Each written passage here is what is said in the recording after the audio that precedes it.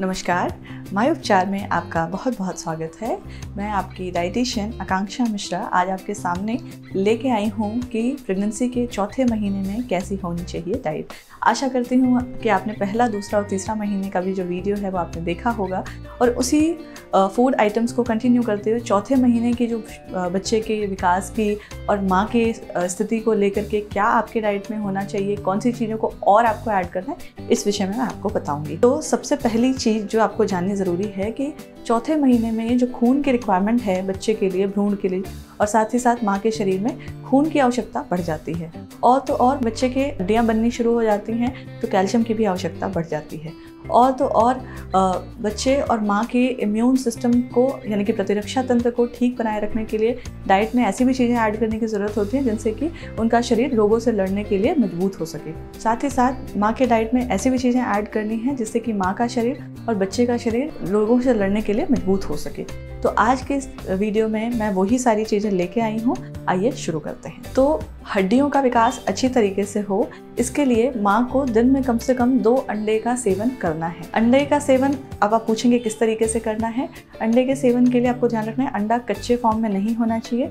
कच्चे अंडे से माँ के शरीर में और साथ ही साथ गर्भ में पल रहे बच्चे के लिए इन्फेक्शन के बढ़ने के आसार होते हैं। तो आप अंडे को जो दिन में 2 अंडा लेना है उसको आपको अच्छे से पका करके, उबाल के, भुर्जी बना के, सब्जी या करी बना के, जैसे आपको अच्छा लगे आप ले सकते हैं। और दिन में अगर 2 लेना है तो एक नाश्ते के समय, एक लंच के समय या एक नाश्ते के समय और चाय के समय, ऐसे आप इसको 2 भागों में बांट करके ले सकते हैं। और यदि आप शाकाहारी हैं तो ऐसी स्थिति में आप दूध, दही और पनीर से इस अंडे की रिक्वायरमेंट को रिप्लेस कर सकते हैं। तो सुबह जैसे ब्रेकफास्ट में दूध ले लिया, लंच में दही ले लिया, रात में पनीर ले लिया या शाम में पनीर ले लिया। इस तरीके से आप अपने बच्चे की जो हड्डियों के विकास के लिए कैल्शियम की आवश्यकता है उसको पूरा कर सकते हैं। दूसरी चीज़ जो जैसा कि मैंने कहा कि इस महीने के बाद से खून की आवश्यकता शरीर में, माँ के शरीर में बढ़ जाती है। तो इसके लिए वो चीज़ें लेनी हैं जो माँ के शरीर में खून बढ़ाने का काम करे, यानी कि आयरन और फोलेट। मैंने पहले भी इस चीज़ को मेंशन किया है और अब मैं दोबारा करना चाहूँगी कि आयरन और फोलेट के टैबलेट्स डॉक्टर आपको देते हैं, लेकिन उनका कितना अवशोषण हो पाता है वो हमें नहीं पता होता। तो इसलिए आपको अपने डाइट में भी वो चीज़ें बहुत ही अच्छी मात्रा में रखनी है।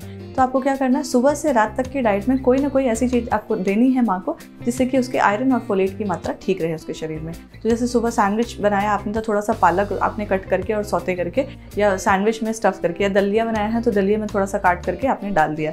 जैसे बीच में स्नैक का टाइम होता है तो उस टाइम आप पालक का जूस या मिक्स सब्जियों के जूस के साथ थोड़ा सा पालक भी डाल के उसका भी जूस निकाल के दे सकती हैं। लंच में आप चौलाई या मेथी का साग या सरसों का साग दे सकते हैं, जैसा भी सीज़न हो उसके हिसाब से। फिर शाम का समय आता है तो जो भी आप उनको भुने हुए चने या मखाने देती हैं उसके साथ जो है थोड़ा सा सब्जियों का सूप दे दीजिए, और जिसमें कोशिश करें कि हरी सब्जियां भी यूज़ हो रखी हों। फिर रात के समय सेम वैसे ही आपने साग वाली रोटी या साग के साथ रोटी या पालक पनीर, ऐसे फॉर्म में आप उसको उनके आयरन की मात्रा को बढ़ाने के लिए साग को ऐड कर सकते हैं। इसके साथ आपको क्या करना है कि जब भी आप आयरन और फोलिक एसिड के इंटेंशन से माँ को खाना दे रही हैं उस समय 1 ग्लास नींबू पानी आपको देना है माँ को, जिससे कि उसके शरीर में जो भी वो आयरन वाली चीज़ खा रही है उनका पूरा अवशोषण हो सके।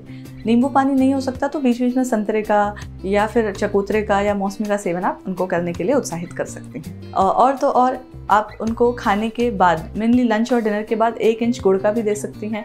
उससे भी जो है माँ का जो पेट ठीक रहता है, जो प्रेगनेंसी के दौरान अपच या गैस बनने की समस्या रहती है वो सॉल्व होती है और साथ ही साथ आयरन की भी रिक्वायरमेंट पूरी हो पाती है। इस चीज़ को दे के आप गर्भवती माँ के शरीर में खून की मात्रा को बढ़ाने में मदद कर सकती हैं। अब जैसा कि मैंने बताया था कि इस समय चूँकि डॉक्टर भी आपको टीके लगा रहे होते हैं, दवाइयाँ दे रहे होते हैं, लेकिन डाइट से भी आपको प्रतिरक्षा तंत्र को ठीक रखने वाली चीज़ें आपको देनी है माँ को।